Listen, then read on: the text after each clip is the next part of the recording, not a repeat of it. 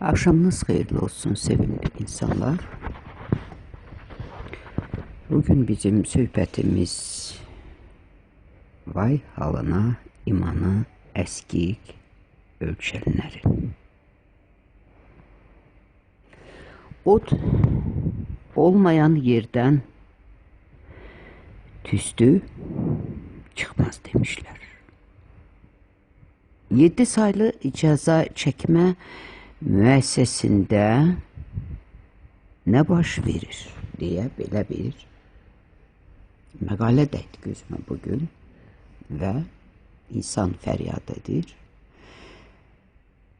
Ədliyyə Nazirliyi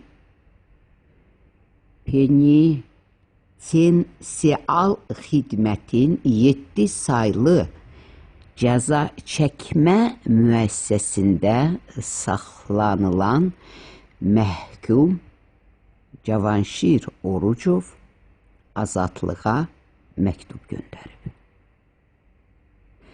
Cinayət Məcəlləsinin 120.2.4 maddəsi ilə 14 il 10 ay müddətinə azadlıqdan məhrum edilən Orucov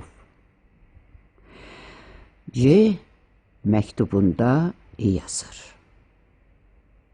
7 saylı cəza çəkmə müəssisəsinin rəis əvəzi Xaləddin Əsədov və müavini Mehman Əliyev məhkumlarla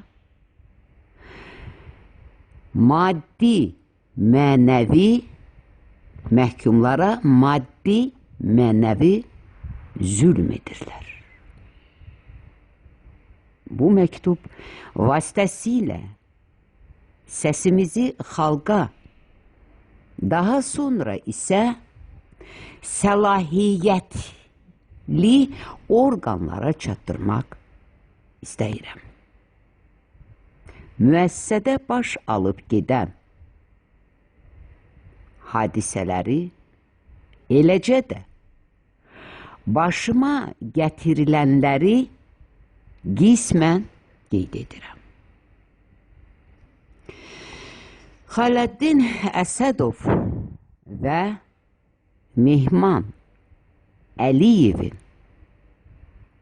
vaxtında öncələr gizli satılan narkotik maddə, heroin indi açıq şəkildə pul kimi satılır. Narkomanlar arasında SPID, SPID yoluxanların sayı günü-gündən artır. Bir neçə ildən sonra bu xəstələr azadlığa çıxanda daha neçə adamı xəstəliyə yoluxduracaqlar.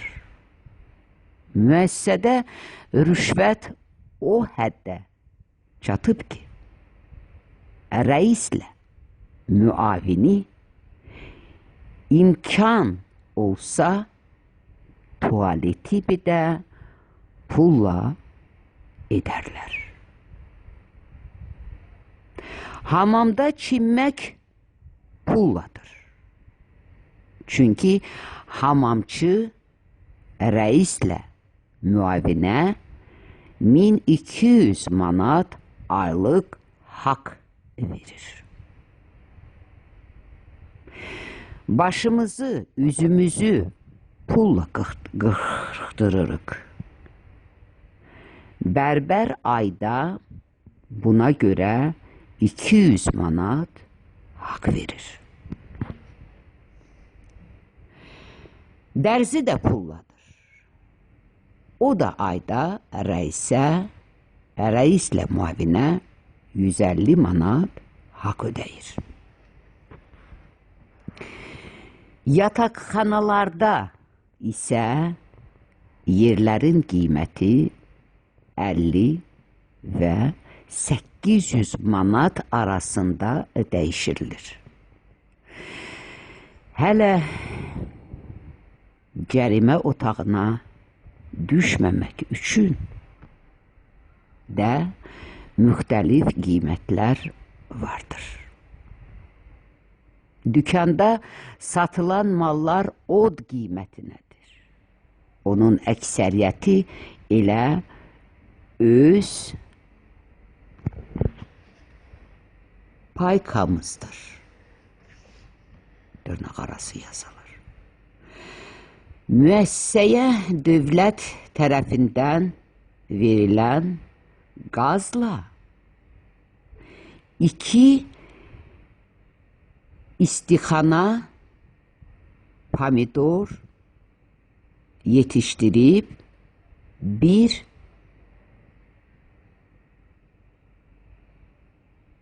ədədini məhkumlara 50 qəpiyə satırlar. Mən 13 ildir cəza çəkirəm və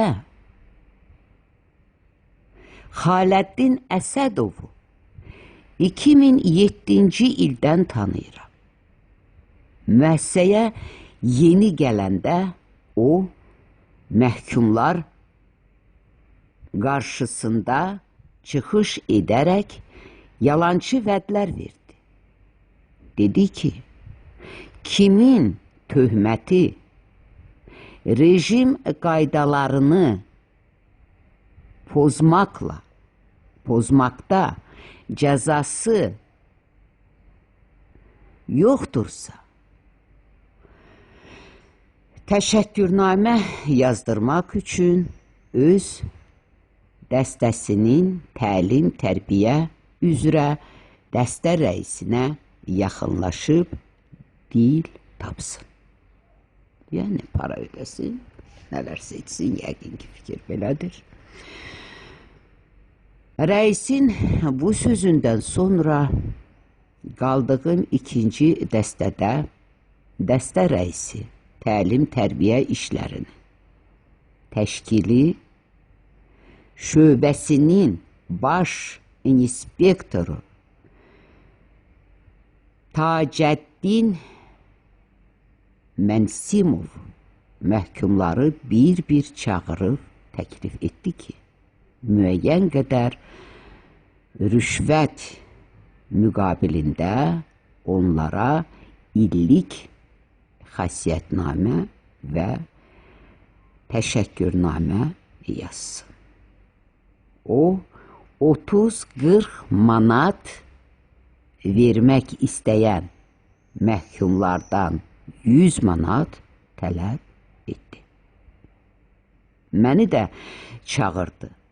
70 manatım vardı. Az oldu. Onu az olduğu üçün götürmək istəməsə də həmin məbləği birtəhər ona verdim. Lakin bir müddət keçsə də mənə söz verdiyi xasiyyətnamə və təşəkkürnaməni yazmadı. Ondan verdiyi sözü yerinə yetirməyi ya da 70 manatı qaytarmağı tələb etdim. O isə məndən və şikayətimdən qorxmadığını bildirdi. Martın 19-unda bu barədə müəssisə rəisi və müavinə şikayət etdim. Qarşılığında onlardan məhkumların gözü qarşısında nalayiq sözlər və iftiralar eşitdim.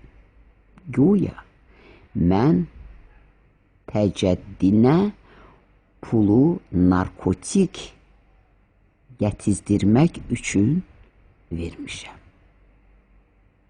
Mənim 33 yaşım var. İndiyə kimi sigaret belə çəkməmişəm. Əlaqədar qurumlardan xahiş edirəm. Gəlib qanımı da belə başqa analizləri götürsünlər. Qanımı və başqa analizləri götürsünlər. Rəis və müavindən mənim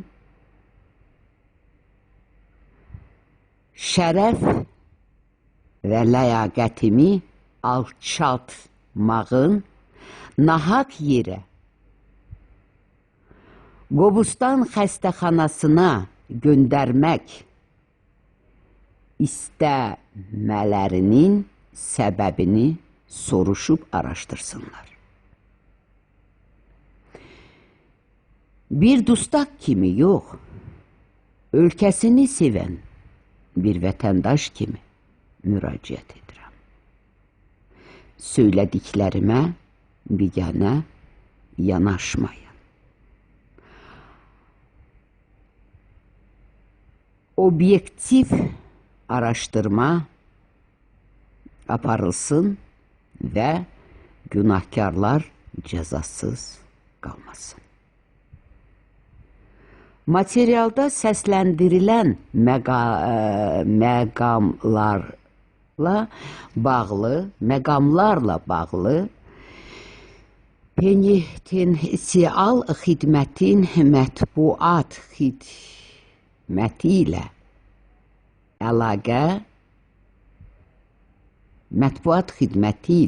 əlaqə saxladıq.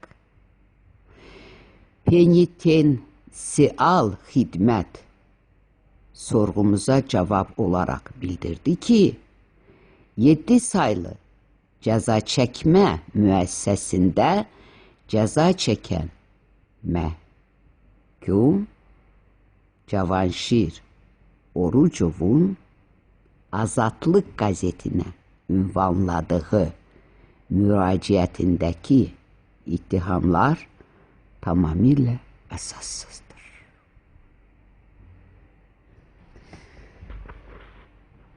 Bax, bu fəryada cavab verməyənlər, bu fəryada haqq qazandırmayanlar, bu fəryadın fəryada ucalmasını təşkil edənlər, vay sizlərin halınızı.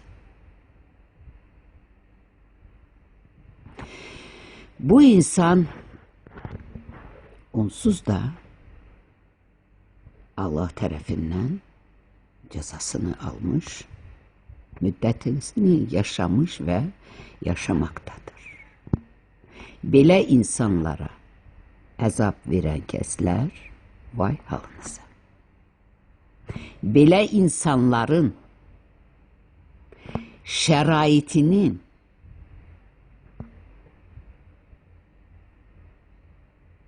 pozulmasına,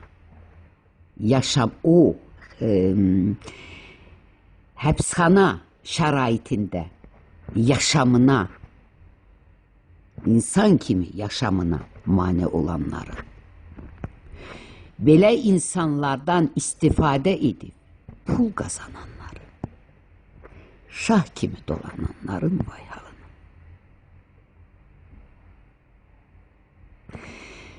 Burada elə kəslər vardır ki, kimisinin əridir, kimisinin oğludur, kimisinin atasıdır.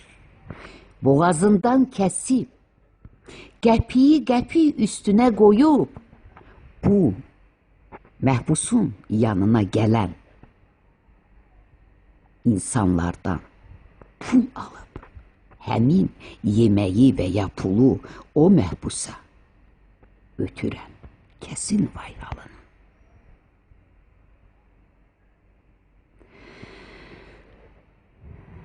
İnsanlığa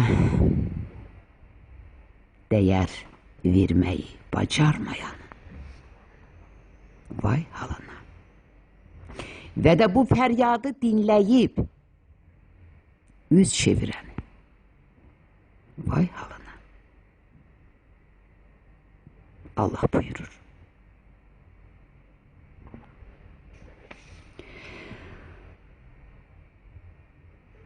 Selamla pullu çıkıp insanları zulüme salanların vay halına. Narkotikle alışveriş edip insanları zehirleyenlerin vay halına. Rüşvet alıp belə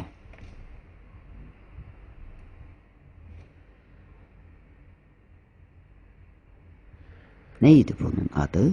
Ceza çekme müessesinde işleyen, rüşvetle işe giren ve ceza çekenlere zulüm yaşadanların vay halına. Çünkü onlar pul veriblər. Bunları boğup həmin pulları yığmalıdırlar. Özlərinin yaşamlarını yaxşı etmək üçün bunları boğmalıdırlar.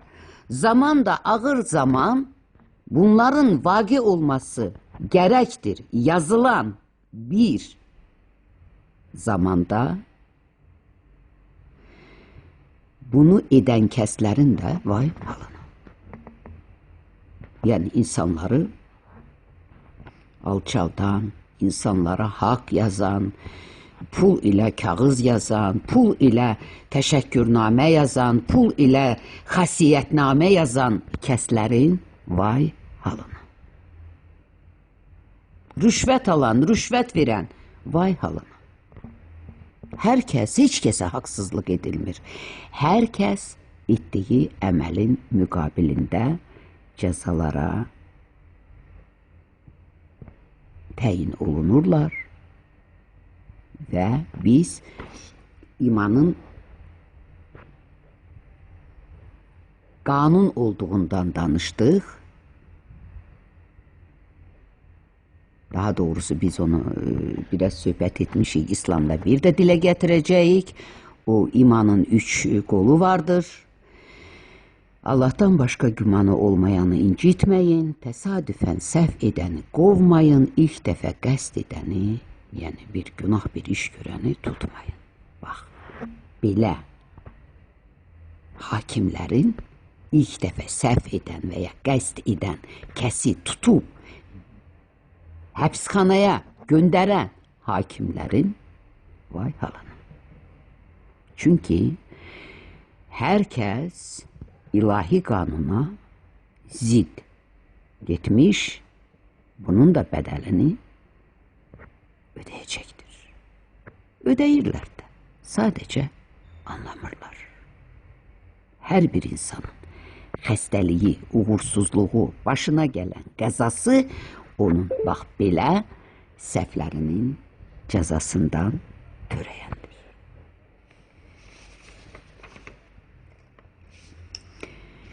İndi burada bu məhbus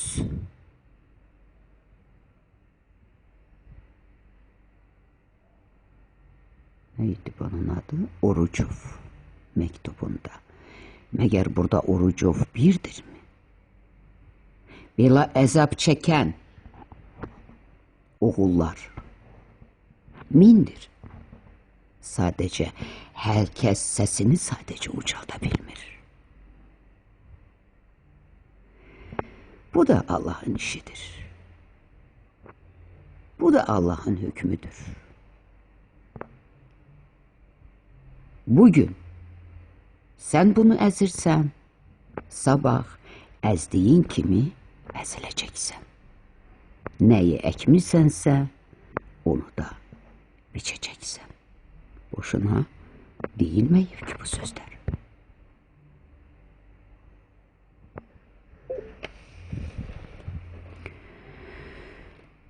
Belə vay halına haqq hesaba xor baxanların, vay halına imanı əskik ölçən belə insanların, vay halına dünyada bizi cənnət şərabı ilə qədəhlər gözləyir deyən insanların, müminlərin dindarların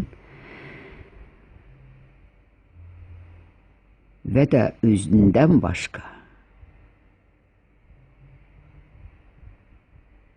digər, yəni din aləmində olmayanlara xor baxanların vay halına.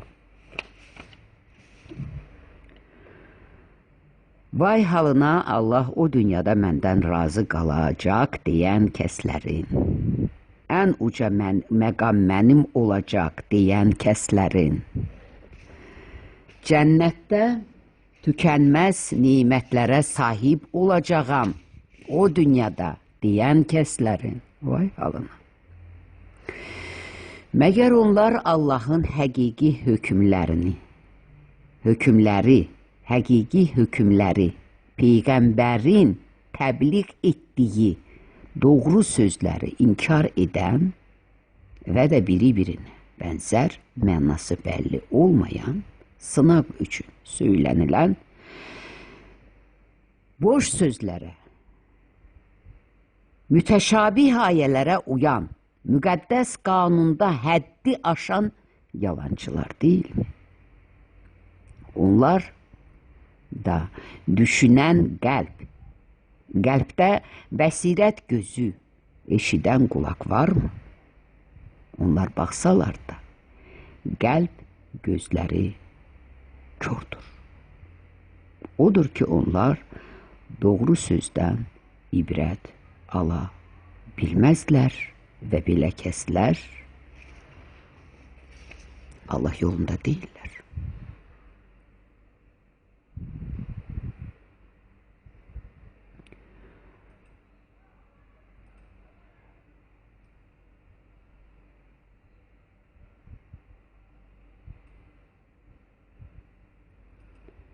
Hafiz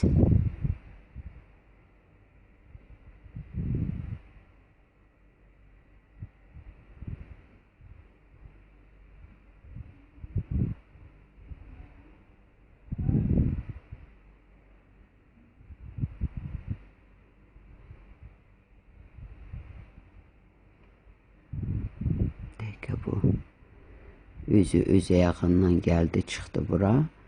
Hafiz Rüstem. Burada yazaq, burada çıxsın. Bir dəqiqə, bax bu insanla elmli insanla Hafiz Rüstem. Görürsünüz.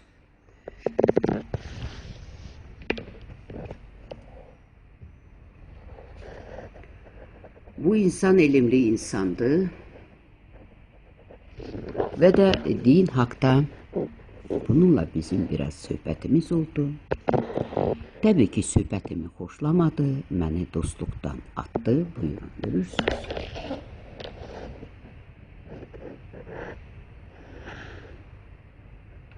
Bu mənim dostluğumdaydı. Və söhbətlərimi xoşlamadı təbii ki, o dünyadan danışdı. Mən də dedim ki, o dünya yoxdur. Mənə dedi ki, ayıb olsun sizin üçün. Yəni kiməsə yazdı ki, o dünya sana ver ya Rəbbim, o nur içində yaşasın. Mən də dedim, axı o torpağın, qumun içərisində, nur içində yaşasın. Bu biraz elmli adam üçün düzgün fikir değil, o dünya yoktur. Kur'an özü deyir ki, insana yaşamaq həyatı bu dünyada verilir. Söhbətimi xoşlamadı və mənə dostluqdan attı. O dünyaya inandı. Bax, belə insanlar saysızdır. Belə insanların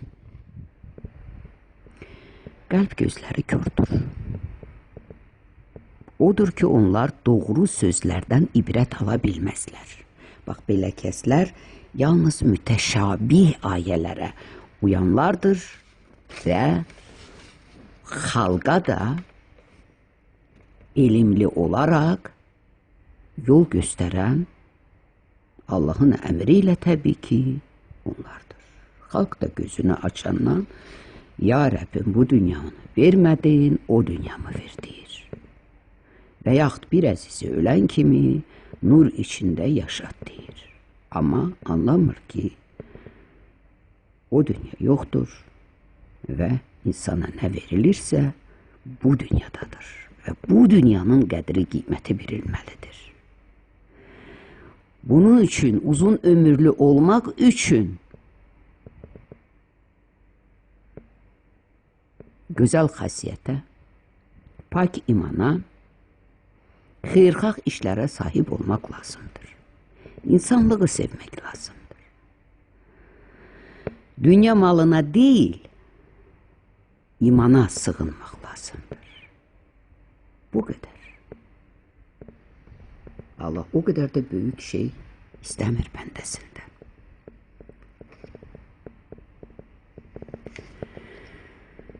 Aslan haqda biz söhbət etdik. Aslanı görəcək, təbii ki, bu meydandan qaçacaq. Çox kəs Allahın sözlərini peyğəmbərlər vasitəsilə verdiyi vədlərini kimsə dəyişə bilməz, nə də poza bilməz. Bugün bax, belə insanlar çoxdur. Dinə zid fikirlər söyləyənlər çoxdur.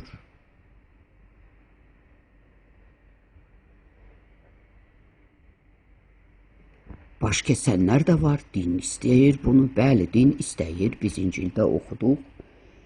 Bildik ki, Allah Teala buyurur ki, mən yer üzərinə sülh deyil, qılınc gətirməyə gəlmişəm. Budur, mən biraz bundan qabaq bir başın necə kəsildiyinin şahidi oldum.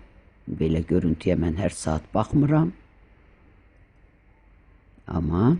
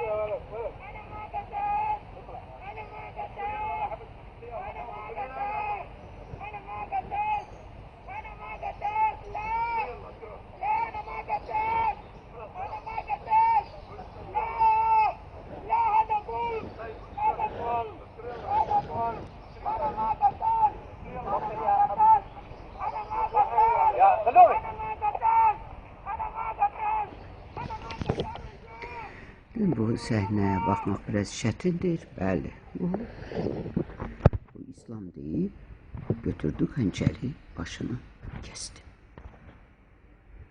Bu da Rəbbin hökmüdür təbii ki. Çünki bu təməldən gəlir. Bax, o kəsən var, İslamı təbliğ edən var, yəni bu, elə onun da var halı. Çünki İslam bu deyil. Bu sadəcə bir sınaq yoludur. Təbii ki, biz dönə-dönə demişik, Qurandan oxumuşuq, Allah gördüyü işlər barədə sorğu sual edilməz, lakin bəndələr etdikləri əməl üçün və söylədikləri hər bir söz üçün hesab verəcəklər və aslanı görəcək, ürkü qaçacaqlar. Bugün o gündür. Bugün haqla batilin ayırt edilən günüdür.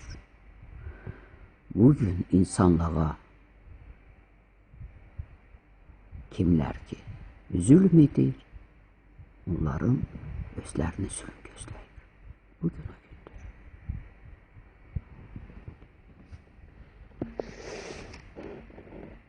gündür. Və Allah deyir, mənim huzurumda belə anda ki, deyə mübahisəyə kim qalxarsa mübahisəyə, söz güləşdirməyə, bu belə dedi, o elə dedi, Allah mənim huzurumda söz güləşdirməyin. Mən bəndələrimə səbəbsiz yerə zülm etmərəm. mənim huzurumda mübahisə də etməyin. Mən sizə yer üzərində peyğəmbərlər vasitəsilə bu gün haqda və bu əzab haqda xəbərdarlıq etmişdim.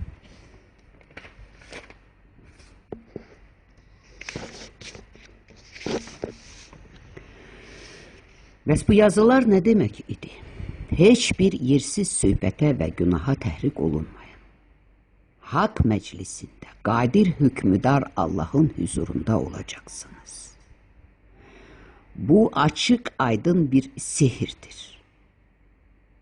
Və mənən kör olanlar bunu dərk edə bilməzlər. Və Peyğəmbərin doğru yola gələnin hikmətini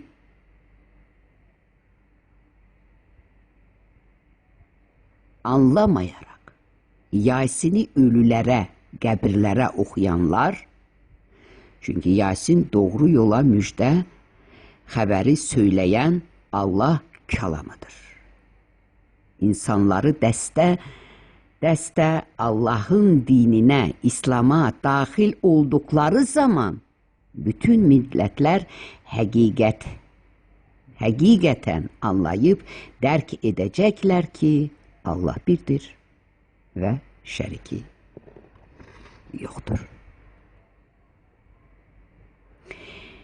Əsl qiyamət də bütün dinlərin batil olacağı gündür.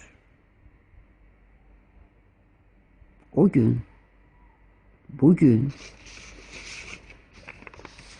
herkes şaşkın bir vəziyyətdə qalacaqdır.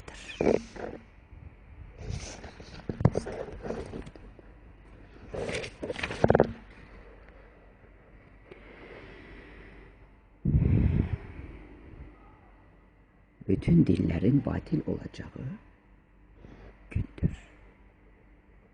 İbrahim, bəs bu yazılar nə demək idi? İbrahim və sonra da Yaqub oğullarına dedi: ey evlatlar, həqiqətən Allah sizə bir din, İslam dini seçdi. İbrahim dininin ardınca gidin və İbrahim dinində olduğu kimi Kur'an nazil edildi. Yani İslam Muhammed'den değil, İbrahim'den gelen bir dindi.